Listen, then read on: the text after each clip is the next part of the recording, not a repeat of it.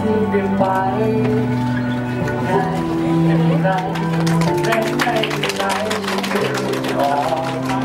เหมือนไม่เป็นเรื่องรอเสียงที่เขาเบาฟังทอดคำว่าเราไกลสองพบใต้ทางสองเรา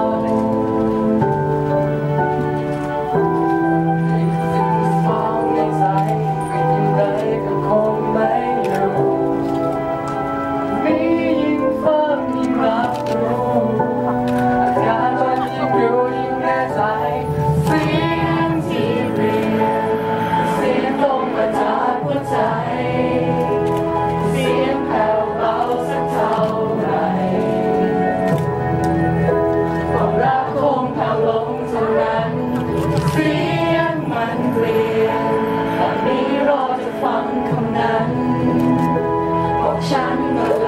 ยก็แล้วกันประโยคที่บอกเลิกกันเธอคงพูดชัดเจนวันนี้ทำไมรู้สึกเงียบเลยเสียงจริงเบาๆให้ฉันเบาฉันเบาสะท้อนคำว่าเรานั้นใกล้จบแต่พบปลายทางของสองเรานี่คือสิ่งที่ของในใจเป็นอย่างไรก็คงไม่รู้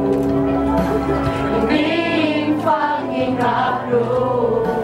อาการมันยิ่งรู้ยิ่งแน่ใจเสียงที่เปลี่ยนเสียงลงมาจากหัวใจ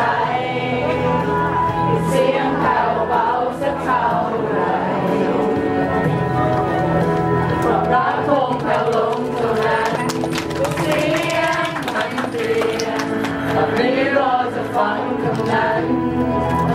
บอกฉันมาเลยก็แล้วกัน